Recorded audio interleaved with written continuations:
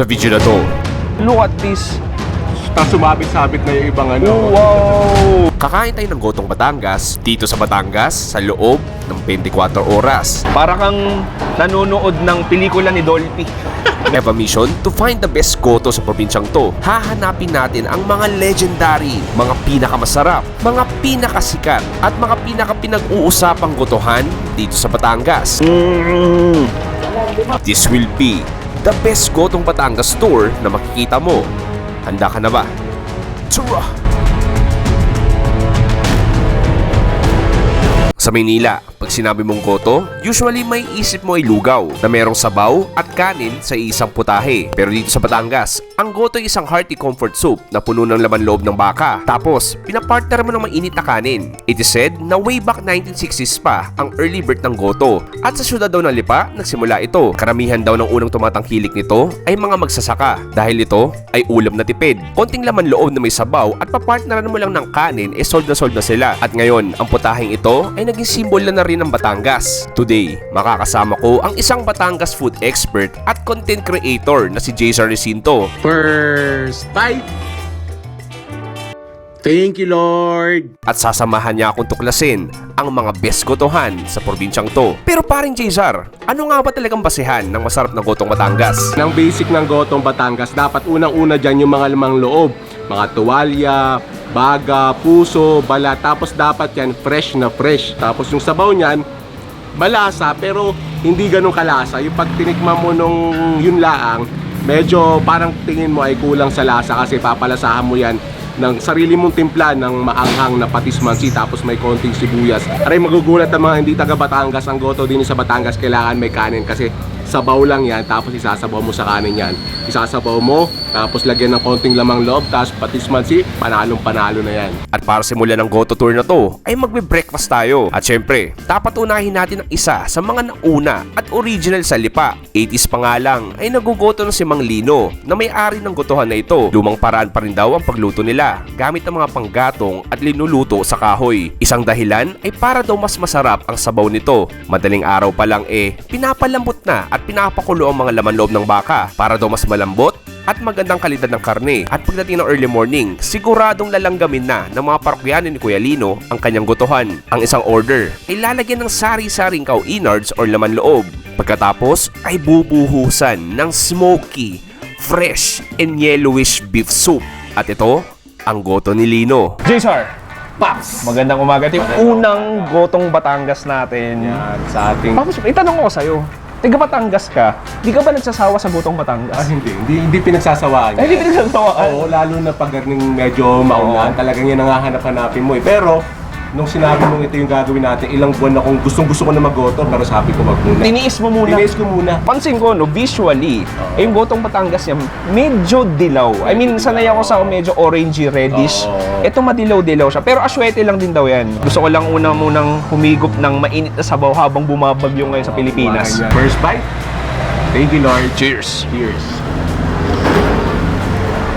Ooh! Parang biglang unti-unting nawawala yung low pressure area. Oo, medyo bumapares ka agad Oo. Mamaya, tatanggalin mo na yung jacket mo. Ang sarap, masarap. I mean, it's like on the saltier side. so Now, di ko alam kung may patis ba siya or what. Though you can taste the garlic also. Kasi yung iba talaga, medyo bland yung ito talaga. Oo, okay. Parang kalamansi sa kasili, sa kasibuyas na lang kulang dito Ay, yun na ba yun? O sige, lagyan na natin. Patis na lang.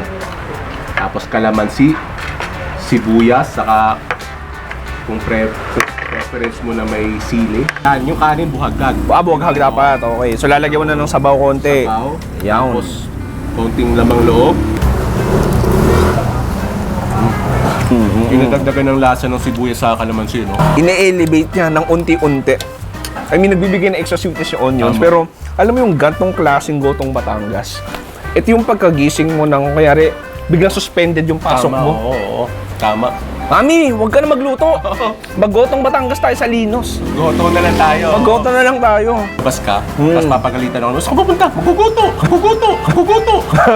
Ang lakas-lakas na ulan Ang masarap dito is yung karne. I mean, may nakain ako doon parang balat. Yung karne ang lambot. That, minsan yun yung pinaka-factor sa gotong Batangas. Anyway, Cesar, unang gotong Batangas pa lang to. Meron pa tayong 3 paparating Ready pa ba ako? Hindi ko alam eh. Actually, ready ka ba? Actually, yung sinabi mo, di ko na naintindihan ko na sinabi mo. Kung ano na lang yun. Bahala na. Mahala na. Alam mo, naalala siguro ng mga Batanggenyo yung mga panahong sinasamahan nila yung nanay nila mamalengke sa Lipa. At panigurado, pagkatapos mamili, ay didiretso na yun sa food court kung saan may iba't ibang karinderya dito. At dito tayo, manananghalian. Parang J-Sar, pangalawang gotong Batangas dito mismo sa Lipa. Palengke mismo Palengke ng Lipa. pare. Ito yung 6 hours eatery. Isa sa pinakatanyag dito ay ang 6 Hours Eatery. Nagsimula sa isang maliit na pwesto sa palengke ng Lipa noong 1995. Ngayon, 11 na ang sakop na pwesto nila dito. Paano ba naman? Bukod sa masasarap na ulam, ay paborito talaga ng mga lokal ang gotong Batangas nila. Ni hindi na mabilang ni Miss Letty Lumban Salazar, ang owner nito, kung ilang bowls ng goto ang nabebenta nila araw-araw. May variety ng laman loob ang meron sila, tulad ng isaw, balat, goto at iba pa. At syempre, in-order namin ng overload na punong-puno ng laman at iba't ibang laman loob na binuhusan ng mainit na sabaw. ito na yung ating gotong Batangas. Alam mo, amoy pa lang, parang mas matapang to. Bakang-baka yung Oo, amoy. parang baka. May konting anggo. Actually, doon ako nasanay eh. Sa Oo. gotong Batangas na medyo may konting anggo. lang. Not in a bad way, but in a delicious way. Cheers. Okay. Klasikong klasiko. Para kang nanonood ng pelikula ni Dolphy. Ganon siya ka-classic. Sino sidekick? Sino sa Panchito. Panchito. Kaya sa hearty soup, salty, meaty soup siya. At the same time, nalasa ko yung parang bawang, yung luya actually medyo, May konting luya. oh, may konting luya din siya, yung paminta. This is a nice, very refreshing na sabaw. Ito talaga, parte na ng pamamaleke ng mga taga-Lipa, magogoto dito. Ganon. So, kayari, may mili sila ng ulam para kinabukasan, mamayang gabi, Oo. tira muna ng ano. Oo. Yung iba, tatawad sa palengke, yung matatawad, hindi gagas sa 76 hours. Sobrang daming laman. May nakita akong isaw. Ano ba to? Parang kidney ba to? Karne, tuwalya, Baga, puso. Lahat ng... May maskara din. Kanina May maskara din. Diyos ko, matutuwa manananggal dito, pare. Kulang. Pero pin ko tenga yung nakain ko. Sa May hardy cartilage sa May chewy. crunch ng cartilage eh. Ang sarap lang din ng flavor ng sabaw. Parang note na note yung karne. Oo. Saka Tas, lambot tayo, no? Ang lambot. At alam mo yun yung sabi ko. Ako mas prefer ko yung gotong Batangas may konting anggo. Oh, yung natural na anggo ng... O parang may konting pungent na taste and smell. Yun yung nagpapa-flavor dun sa... natural sa baka, oo. Ang sarap pare. Anyway, nagpapasarap din yung sibuyas doon, yung asim ng kalamansi, balanse. Tapos yung pinakamasarap dyan pare, yung vibes lang. Oo. Diba yung palengke. Yung kumakain ka, pero sa likod mo, nakaabang na yung sa mesa mo. Oy, next ako. Oy, tagal nyo naman kumain. Para sa ating pangatlong gotong Batangas pare, lalabas na tayo ng Lipa. Lalabas na tayo ng Lipa. Pupunta na tayo sa Padre Garcia, ang cattle trading capital of the Philippines. Punta na tayo sa slaughterhouse ng Batangas. Cheers. Cheers. Aba, kung usapang fresh meat, pumunta na tayo sa Gotohan na located sa cattle capital of the Philippines. Ito rin matatagpuan ang isang malaking cattle trading at slaughterhouse. Nandito tayo ngayon sa bayan ng Padre Garcia, Batangas. Okay pare, pangatlong gotong Batangas pare, early dinner to. Early dinner na to. Early dinner. Mukha naman yung kabusugan na to, wala nang midnight snack to. Walang Bakit early midnight dinner? snack. Pero Paps, nandito tayo sa Padre Garcia. Timiya. Waba, para tayo na sa Italia. Ito ang Timiya, isang humble eatery kung saan kumakain ng mga estudyante, empleyado, o mga lokal na nais makatipid pero gusto pa rin makakain ng quality gotong Batangas. Bukod sa mga karaniwang laman loob ng goto, pwede mo rin daw ito palagyan ng dugo. At isa pang kakaiba dito, ang pampalapot nila ng kaldo ay tinuno na balat ng baka. Paps, tignan nga natin kung mapapamamamiya kami ni J-Sar dito sa Timiya. Pansin ko lang talaga, pinaka-highlight dito, ngayon nakita ng gotong Batangas na may dugo. Bihira yan, bihira. Oh, look at this. Kumbaga ang tawag nga nila sa Vietnam, blood cake. May blood cake. Sige, gusto ko tumikim ng sabaw. Saka medyo malapot.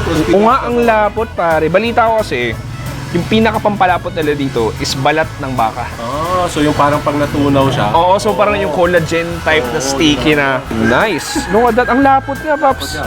Parang pwede mo pandikit ng nasirang relasyon. Kakaiba nga. Diba, no? Oo. Kahit pangatlong goto na natin po ngayong araw, diba, no? Ang lapot. Pero kumbaga hindi nagsasuffer yung lasa. Ganun lasa pa pa rin. rin yung ano, Yung beef broth, yung laman loob. Lagay ko na yung sibuyas. Naman lalagyan ko ng chili oil. Ang gusto ko agad pare, gusto ko tikman agad yung dugo. Cheers. Yung dugo niya hindi ano, no? Hindi grainy. Oo. Oo. Pero siyang nasolidify na. Akala mo nga, kung magiging texture niya parang tofu na sobrang lambot. Ito hindi, may konting tigas siya na. Kakaiba, pero bagay. This reminds me of balbakwa.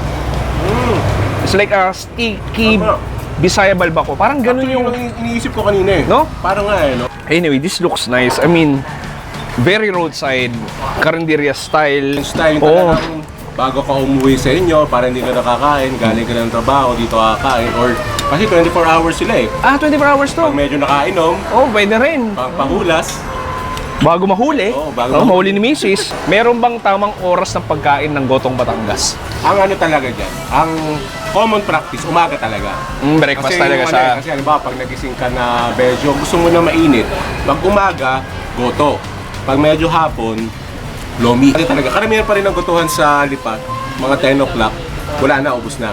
Talagang hanggang ganun lang yun. So, pero medyo dumadami na yung mga maghapon or 24 hours. So, mas lumalaganap yung food scene ngayon sa Batangas eh. Anyway pare, pangatlong Gotong Batangas pa lang to. Pero matutulog muna tayo, konting pahinga. At gigising tayo ng madaling araw para pumunta sa pinakahuling Gotong Batangas natin para sa video na to. Pops, are you ready pa ba? Sa ngayon, parang hindi. Ngayon, Kailangan natin parang pahinga hindi. talaga. Pero pag nakitulog to, Gina yan. Gina, main event pare. Cheers! Cheers.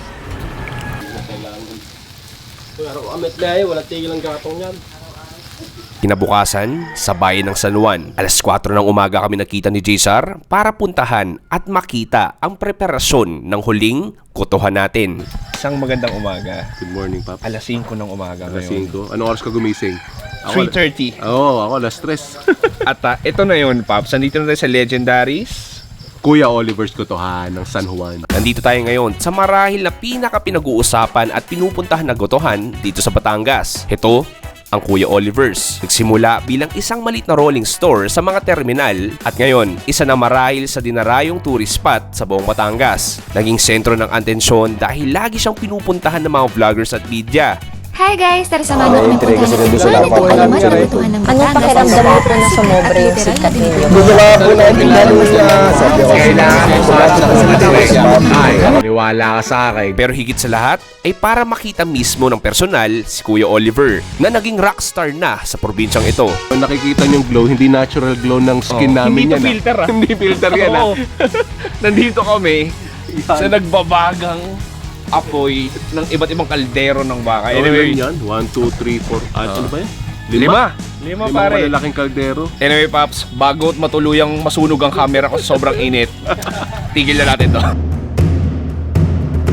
O Paps, tigilan na natin to at sisimulan ni Kuya Oliver ang malupit na preparasyon. Alas 12 pa lang ng hating gabi ay sinisimulan na pagpapakulo ng iba't ibang parte ng baka. Magpapabaga ng malakas na apoy sa malalaking kaldero at kapag nasa tamang oras na ay bubuhusan na ito ni Kuya Oliver ng purong aswete. Titignan kung malambot ng mga ito at lahat ata ng pwedeng kainin sa baka ay niluto na ni Kuya Oliver. Kabayan natin ako. Yan! Ribs na malaki, boss. Yan kuya, sige. Ayan na! Ayan! Ang night mo niya. At kahit itlog at ari ng baka ay hindi nakaligtas sa bangis ni Kuya Oliver. Not and balls ba yan? Ay, titi ng baka. Pero teka, parang may naririnig ako. Paps, paparating na sila.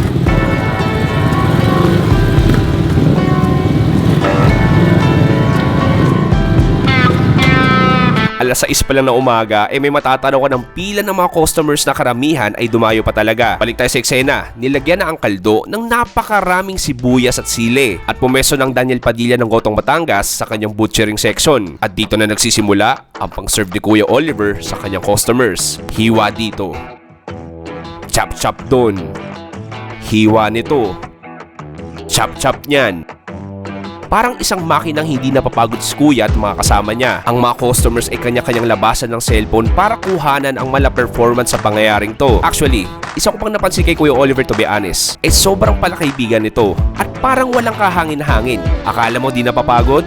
Akala mo hindi sikat? Paring Cesar, Yon, Paps. after that hot and sweaty na shoot, preparation pare, grabe, para akong nanonood ng pelikula. Oo, diba? This is like a theater pare. Putik eh, no? Oo, Paps. I mean, nakita ko nga, para na siyang naging tourist attraction. No? So, yung mga tao, lalabas yung phone nila, bibidyoan nila. Kahit hindi vlogger, tama. bibidyoan mo talaga. Kasi parang, kahit hindi ka mahilig mag-video, parang mapipilitan yung kamay mo gumanon eh. Kasi Part sobrang... na rin kasi siya na-experience eh. Exactly. Ang galing lang din. At tuloy-tuloy yung action. I mean, kanina pa tayong madaling araw nandito, pero it's time. It's time na. Ito yung tinatawag nilang Dino Ribs, Goto, Bulalo. Pinalipas ko napakahabang panahon para tikman to. At total, first time ko rito, me and Jaysar will go big. And we will order the 1,000 peso Dino Ribs Gotong Bulalo ni Kuya Oliver na overloaded ng iba't ibang karne tulad ng bulalo, isaw, balat, dugo, buntot, itlog, ari at ewan ko pa kung anong parte ng baka. Pero ang cherry on top ay ang napakalaking beef ribs na sasalpak sa goto na to. Ang pagsama-sama ng iba't ibang laman sa goto na to ay kasing kumpleto ng magaling na team ng 1996 Chicago Bulls. grabe, parang ganitong Flintstones. Ha? Ano, kasi itong mga pagkain na ganito, ano to eh, kumbaga parang it sells itself na eh. Feel ko yung mga nanonood sa atin na vegan ay magagalit dito kasi lahat ng klase ng karne nandito, as in isaw, balat, may bato, Button may balls. ari ng baka, may itlog ng baka, may ribs. Alam mo, Pops, no? Kunwari may dumaan itong baka. Delikado to. Sa mata ni Kuya Oo, Oliver. parang ano, pwede na. Uy, pwede yun na. Parang, galing mo marketing, ha? First bite. Thank you, Lord. Thank you, Lord. And thank you, Kuya Oliver. Ooh. Alam mo, unang nalasahan ko dun, nababad yung chili, yung green chili. Oo. Parang Nag-immerse siya dun. isa siya sa mga nauna or siya ang nauna. Na naglalagay sa pure beef broth. Ang bango ng baka at anggo ng baka, parang nag-fusion sila. Perfect combination, nice. Oo. Random na lang Sige, siguro. ako sa button balls Sige, na ako ako. kuha. Ito ata yung ano. Ito yung Tapos ito talaga yung ano niya, trademark ng Kuya Oli. Okay. Ang lalaki ng gayat. Oo nga pare, gayad means yung Gayat, hiwa. hiwa. Ang lalaki nga, no? Isang hiwa dito, parang pang-ulam na isang kanin na. Ano eh, unang kagat, busog agad. Sige, bali, anong karne yung sa'yo, Paps? So ito sa akin ay balls. Perfectly cooked. Ang lambot, ang fatty. That's nice. Nice, look at this. Kita niyo yung mga collagen part na yun. Ito yung karne, Kuha ko karne. patong mo sa kanin, Okay. tapos sabawan mo, Sabaw, okay. tapos ito lalagyan mo ngayon ng fried garlic. Yung. Ibang klase na gagawa ng bawang. Manghang din siya, no? May chili. Oo. Yung kagat na yun, parang yun yung first kiss ko. Uy! It's all about the meat, the flavors itself. Tama. Pero yung garlic na yun, nagdagay siya ng ibang dimension. Yun. Ano to? Alam mo pa, para tayo Russian roll eh. Yung di mo alam ano makukuha mong karne. Oo. So talagang marami dyan mga return customers na. Okay. Talagang masasabi mo na worth it naman yung ano. Pero suggestion ko, kung talagang first time ka, punta ka on a weekday para naman hindi ka mabigla. Kasi Oo. pag weekend talaga dito, isang oras, dalawang Ganon. Sometimes you're visiting like a restaurant, you're visiting a karinderya. It's more than the food. Pero yung Tama. experience itself, yung makilala mo si Kuya Oliver. Kuya Oliver na napaka Oo, I mean, sobrang bait. Makasama mo yung mga tao na galing sa iba't ibang folk ng Pilipinas. Oo. Hindi lang Metro Manila, pero folk ng Pilipinas. Oo. At talagang iisa yung ano niyo, iisa yung goal niyo. Isa yung goal nyo. Matikman. Ito na yung hinihintay ko. Ito yung surprise birthday gift mo sa akin dito sa Batangas. Look at this. Tapos sumabit-sabit na yung ibang ano. Wow! Huwag mong pamalo sa akin to pag galit ka dahil okay lang pang sasalo ko bibig ko. O, sige, para ako naman na-experience ko na kumagat nung Dino Ribs. So, Paps, do the honors. Alisin ko na lang to dahil medyo nakakaabala siya. Cheers pare, Dino Ribs ng Kuya Oliver's.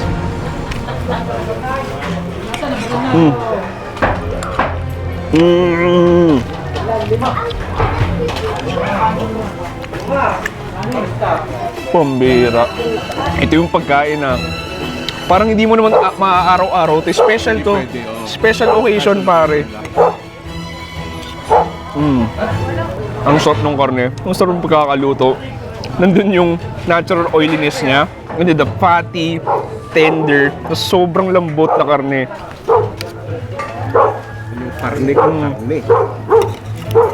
For talaga, piling-pili lang yung mga kakainin mo ng goto. Siguro pipili ka sa mga 5 gotohan laang.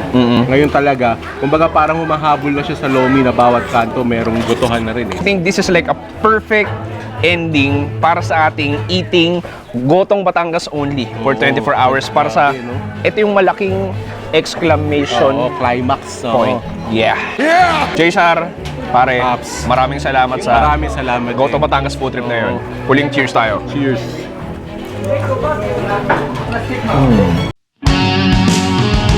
Dito na, nagtatapos ang ating Gotong Batangas tour. Ang natutunan ko lang ang Gotong Batangas ay hindi lang basta-basta pagkain. Pero ito'y naging simbolo ng kwentuhan, samahan, alaala, pamilya, at experience ng bawat Batanggenyo at maging mga Pilipino. Boom pare, dyan nagtatapos ang ating Eating Gotong Batangas for 24 hours. Ibang klase yun. Puno na ng aswete. At goto ang DNA ko. Bawang sibuyas. Lamang loob. Ibang klase. Jaysar, maraming Thank you, salamat. Pare, one of the best, I mean this the best foodie dito sa Batangas. Alam niya lahat ng sulok-sulok pagkain. Pare, i-promote mo na ang iyong channel at page. So, follow me sa YouTube, saka Facebook, Jzar Recinto, saka sa TikTok, saka Instagram, Hello Jzar. Paps, maraming salamat. Salamat, Jaysar, Paps. Salamat, Recinto pare, first bite. Thank you, Thank you, Lord. Lord. Pare, dyan nagtatapos ang video na to. Maraming salamat sa panonood. Ako si Paps Chewy, kasama si Jaysar dito sa Batangas, nagsasabing stay safe. It's a good night and good bye. Bye. Tagal nun ah. Tagal nun eh. Maraming salamat sa panonood sa Paps Chewy. Isa pa. Maraming salamat. Pala dito pare ko na may dumaan na kalabaw. Delikado pala. Delikado sa mata ni Kuya Oliver yun. Anyway, sige Paps. Baka to, Paps, baka. Ay, masabi ko. Akala ba, oh my God, sorry ka, galing ko lang ano. Ganda na sana. Acting na lang. Star Magic naman ako.